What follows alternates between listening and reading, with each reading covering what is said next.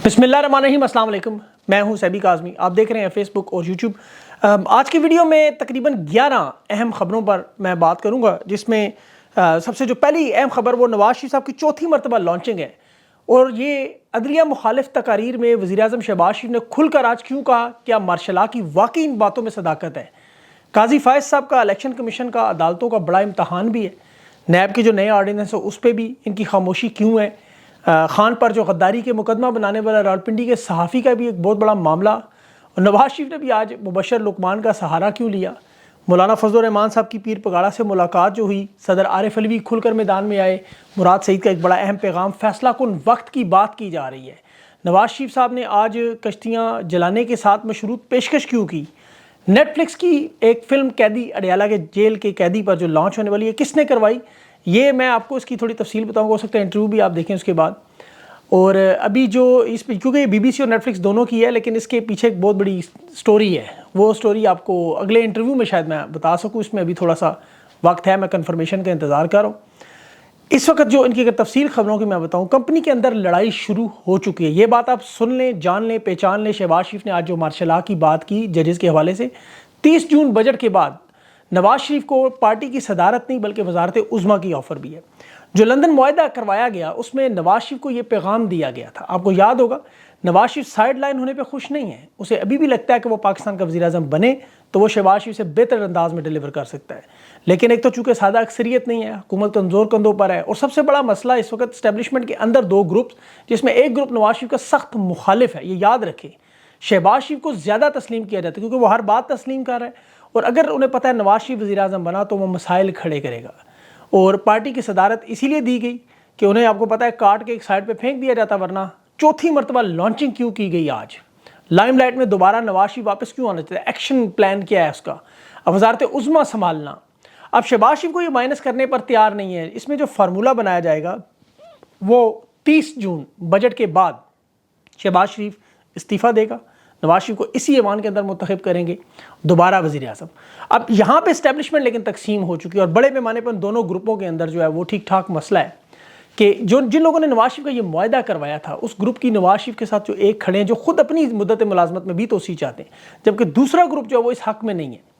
अब जो ताकत है फ़िलहाल ज़ाहिर है जो नवाज शरीफ को नहीं चाहते उनके पास है, और खींचातानी आपको नज़र आएगी, मामलात बिगड़ते हुए नज़र आएंगे। नवाज शरीफ की तकरीर पे मैं आगे चल के थोड़ी और मज़ीद बात करता हूँ, लेकिन यहाँ पे तहरीक इंसाफ के मैंडेट की जो सीटें हैं वो भी वापस आने से सारा मामला जुड़ा हुआ है। ये सारे मामलात आपको बदलते हुए नज़र आएंगे। आप देखेंगे कि एक चीज़ किस तरह स्टेप बाय स्टेप हो रही है। जैसे मैंने आपको, लेकिन इससे पहले जो एक और अहम बात जो मैं बता दूं, पिछले वीलॉग में मैंने की थी सहाफ़ियों को इस्तेमाल करने की, जो भी इदारों के, आपको पता जंगल के बादशाह के ख़िलाफ़ जो पैगामात थे उस पर मुकदमात दर्ज करवाने के, ये ट्रिब्यूनल बना के खान पर गद्दारी का मामला, ये सबसे बड़ा प्रेशर टैक्टिक अब शुरू करने की कोशिश है।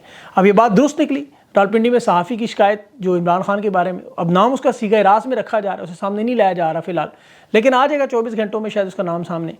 शिकायत उस बंदे ने अभी इमरान खान के हवाले से यही की कि इदारों के बारे हर्जा आराई, यानी जंगल के बादशाह की, एक सहाफ़ी जिसकी 25,000 तनख्वाह हो, जिस तरह इद्दत केस में मोहम्मद साजिद नामी गवाह आए, इसी तरह इसको भी उठा के ले आया कोई।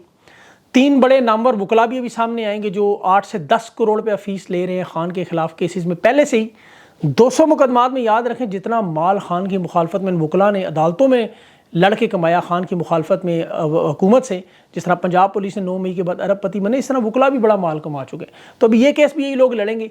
लेकिन यहाँ पे सवाल ये पैदा होता है कि इस केस से जो खान के ऊपर गद्दारी का मुकदमा बनेगा, नया मुकदमा, और इस मुकदमे से फ़र्क क्या पड़ा है, कितनी सज़ा हो। खान तो पहले 31 साल की, आपको पता है, सज़ा सुना चुके हैं।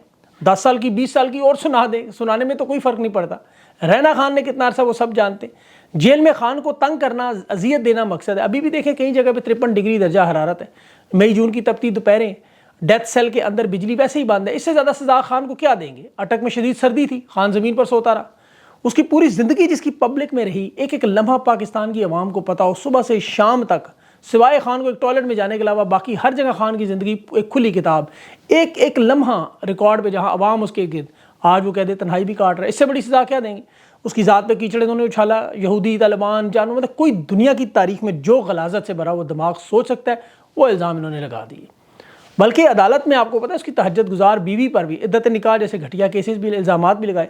अब उस केस की भी कल समाअत है और शाहरुख अर्जुमन जो जज हैं वो केस सुन रहे हैं। اب یہ انشاءاللہ کیس اڑتا ہوا نظر آئے گا. ججز میں ایک بڑا طبقہ عمران خان کی فیور میں ہے, وہ ان تمام کیسز کو جھوٹا سمجھتے ہیں.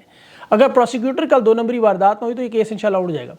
اب تحریک انصاف کے پاس بھی کچھ آپشنز موجود ہیں. ابھی دیکھیں سب سے جو اہم بات جو ابھی مراد سعید کے حوالے سے آئی یہ کہ ایک تو تحریک انصاف میں جو مخالفت جو گروپ آپس میں چھوٹی چھوٹی اندرونی چپکلش ہے اسے ختم کرنے کا, اور دوسرا آخری موقع اس نے بات کی.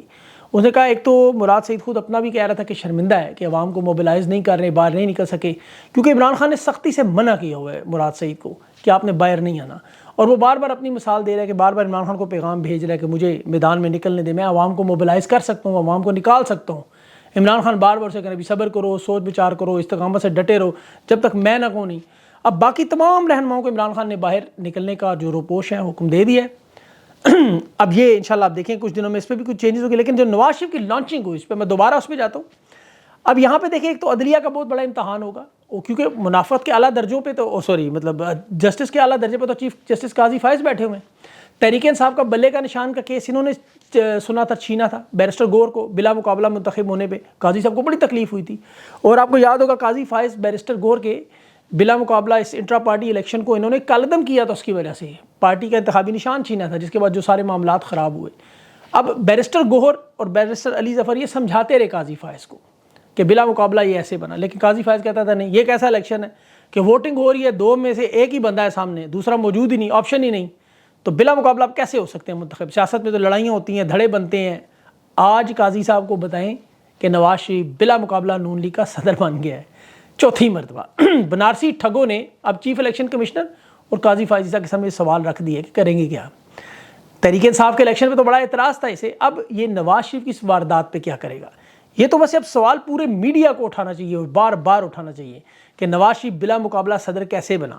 بیرسٹر گور نہیں بن سکا بلا مقابلہ, تو پاکستان کے نوجوانوں کو اگر خود نہیں لکھ سکتے, خود نہیں بول سکتے, تو یہی ویڈیو کا کلپ شیئر کریں اور بار بار کریں قاضی فائز کو, یقین کریں یہ آپ کے لیے بڑا ضروری ہے. اب نیب کے 2 آرڈیننس بھی اس کو نظر نہیں آئے. اسی طرح فارم 47 کی بنیاد پہ جو بنائی حکومت اسے کیسے بچایا, اس کے لیے نیب کے لیے آرڈیننس جاری کر دیا 14 سے 40 دن کا. اب خان کے دور کے آرڈیننس تھے تو قاضی فائز نے سارا کچھ بدل دیا, آپ کو یاد ہوگا. میں اکثر سوچتا ہوں کہ نواز شریف کو چاہنے والے, لانے والے اسٹیبلشمنٹ کے اندر یہ باہر لوگ کون ہیں جو اسے مانتے ہیں. یہ 8-10%.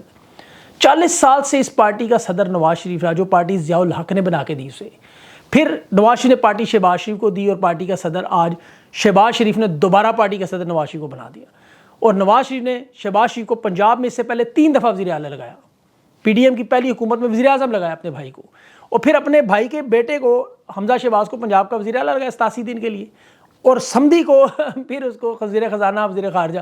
اب یہ 2 نمبر تاریخ دیکھیں ان کی الیکشن فارم 45 پہ. اب پھر اس دفعہ شہباز شریف کو وزیر اعظم بنایا, اور شہباز شریف نے اس کی نواز شریف کی بیٹی کو وزیر اعلیٰ بنا دیا.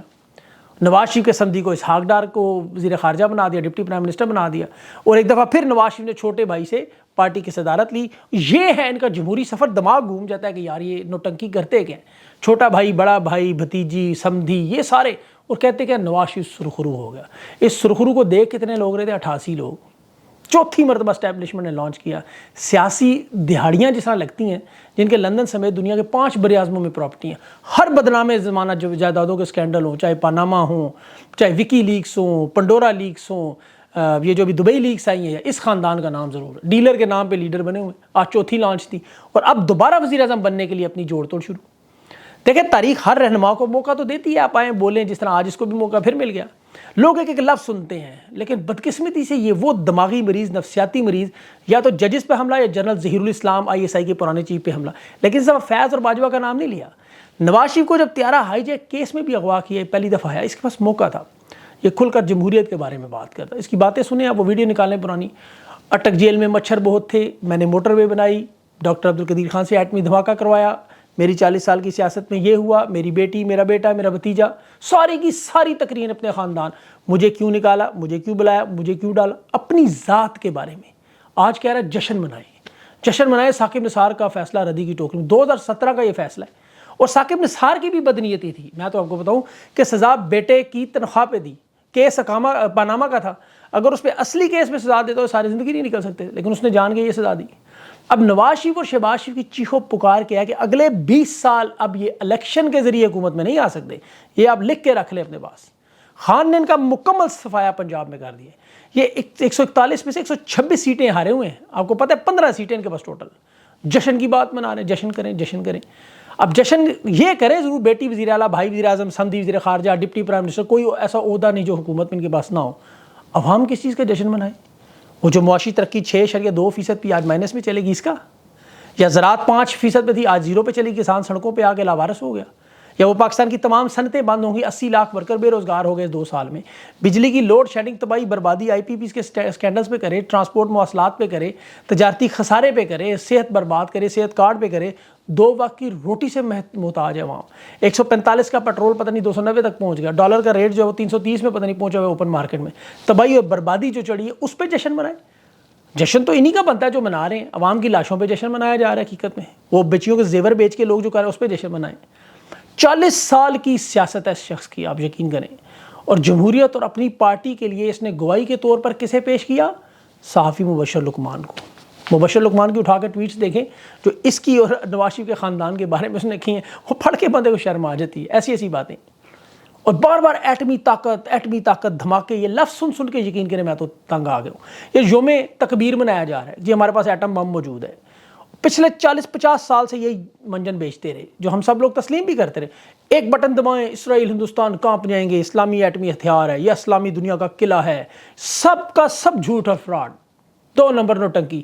26 سال ہو گئے, کیا کسی نے استعمال کیا یا آئندہ کبھی استعمال ہوگا؟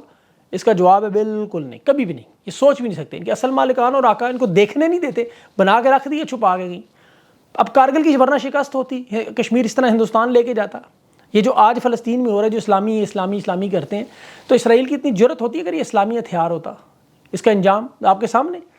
ان کے پاس تو صرف 250-300 کے قریب ایٹمی ہتھیار بنے ہوئے نا. جو جب روس ٹوٹا, سوویت یونین ٹوٹا, تو 6000 ایٹمی ہتھیار, میں 1975 کی بات کروں, 146,000 ایٹمی ہتھیار تھے, 6000 آج ہیں ان کے پاس. یہ سوویت یونین کو نہیں بچا سکے 46,000 ہتھیار, لیکن یہ کیا نہیں بچائیں گے؟ معیشت بچائے گی, معیشت. عرفان صدیقی وہ جو باتیں کرتا ہے جی مکتی بانی بن گئی 1971 اس لیے ہوا. 1971 بھارت بلا شبہ توڑنے آیا تھا پاکستان, لیکن آج انہیں کوئی ضرورت نہیں. آج ان کے کزن موجود ہے نریندرا مودی. ابھی اس کی سب سے بڑی اسپیچ جو میں نے اپنے ٹویٹر پہ لگائی, لوگوں نے بڑی وائرل بھی ہوئی, کہ پاکستان کی سیکیورٹی, کہتا ہے میں نے خود جا کے 2015 میں بنا ویزے کے جا کے چیک کر لیا کہ کتنی سیکیورٹی ہے ان کی. انہیں کسی بھی مکتی بانی کی اب ضرورت نہیں. یہ تو بڑا سادہ اب ان کے سامنے معاملہ ہے. دیکھیں 1971 سے خان نے کہا یہی سبق سیکھو. شیخ مجیب کو یہ غدار کہہ رہے ہو جو قائد اعظم محمد علی جناح کا ساتھی تھا. کیا قائد اعظم کسی غدار کو ساتھی رکھیں گے, یا کوئی غدار قائد اعظم کا ساتھ دے گا؟ شیخ مجیب الرحمان آج بھی بنگلہ دیش کی کرنسی کے نوٹ پہ اس کی تصویر ہے. 1971 کے کردار ذوالفقار علی بھٹو, یحییٰ خان تھے, ساری دنیا جانتی ہے. آج بھی ان لوگوں کی آپ دیکھ لیں حالت کیا ہے, ان کے خاندان کے لوگ ان کے ساتھ نام نہیں جوڑنا چاہتے. ان لوگوں کے جتنے کردار ہیں آپ دیکھ لیں. خود ایوب خان کا پوتا عمر ایوب اسمبلی میں کھڑا ہو کے ڈکٹیٹرز کے بارے میں باتیں کرتا ہے. اس سے بڑی اور کیا بات ہوگی؟ اور دوسری طرف ادھر نواز شریف ان کا روحانی بیٹا ضیاء الحق کا, وہ ذوالفقار علی بھٹو کی تصویریں لگا رہے ہیں. 1971 کے دونوں کردار تھے, یحییٰ خان اور ذوالفقار علی بھٹو, اس میں کوئی شک ہی نہیں ہے. بعد میں جو وارداتیں وہ وکری ہے, لیکن ان لوگوں نے وہی نوٹنکی بیچتے رہے عوام کے سامنے. بار بار اسلامی ہتھیار ہے جی, ہم نے بم بنا دیے, موٹر وے چلا دیے, یہ کر دی. نواز شریف صاحب کے لیے سب سے بڑا مسئلہ اس وقت یہ بنا ہوا ہے کہ یہ عزت سے ریٹائر ہو. آج کہہ رہا ہے کہ اگر عمران خان تسلیم کرے کہ جنرل ظہیر الاسلام نے انہیں لانچ نہیں کیا تو میں سیاست سے ریٹائر ہو جاؤں گا. بھائی سیاست سے تو آپ پہلے ہی ریٹائر ہے. آپ کے پاس تو یاسمین راشد کی ایک سیٹ ہے, وہ جس دن انہوں نے آپ نے مستی کرنی ہے انہوں نے فارم 47 کو فارم 45 کرنا ہے فارغ. تو نواز شریف صاحب کی تو اب کوئی اوقات نہیں رہی اس سیاست میں. یہ تو صرف آپ کو پتہ ہے وہ جو بچی ہوئی کھچی ہڈیاں ہیں ان کو نچوڑنے کی کوشش کر رہے ہیں. باقی جو اصل مالکان اس وقت جو لڑ رہے ہیں, انہیں اب وہ اپنے مسائل میں اس وقت پھنسے ہوئے ہیں, بری طرح پھنسے ہوئے ہیں, اور انہیں پھنسا رہی ہے معیشت. آپ کو پتہ ہے معیشت, پیٹ پہ لات, یہ انہیں آگے چلنے نہیں دے گی. باقی نوٹنکی سے اپنا یہ ٹائم پورا کر رہے ہیں. خان کے جو کیسز ہیں, کل بھی عدت کا کیس ہے, اس کے بعد 29 مئی کو بھی 30 مئی کو بھی کیس ہے, پھر 3 جون کو ہے. یہ 3 کیسز ہیں. کل سے آپ کو اندازہ ہو جائے گا کہ ان کی کیا واردات کا رخ ہوگا. لیکن عمران خان دیکھیں ڈٹ کے کھڑا, اسے ان چیزوں کو اب پرواہ نہیں ہے, فکر نہیں ہے. وہ اس نے اپنی کشتیاں جلا دی ہیں اس معاملے میں کہ جو کرنا ہے کر لو. اب صرف اور صرف آئین, قانون اور جمہوریت میں بات ہوگی. خان کو وزارت عظمیٰ میں یا اقتدار میں ان چیزوں میں اب یقین کریں کوئی انٹرسٹ نہیں ہے.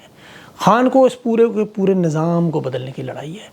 لیکن اب یہ ہو سکتا ہے سیاسی لحاظ سے, تو جو لوگ تحریک انصاف کے اندر سیاسی ہیں وہ کوشش کر رہے ہیں ان معاملات کی کل انشاءاللہ امید ہے آپ کے سامنے ایک اور انٹرویو، بڑا اہم انٹرویو ہوگا، اس میں بھی آپ سنیے گا کچھ بڑی اسی طرح کی انٹرسٹنگ باتیں ہیں جو تحریک انصاف کے لائے عمل اس پہ پلان پہ ہیں۔ اپنا خیال رکھیں، مجھے اجازت دیں، اللہ حافظ۔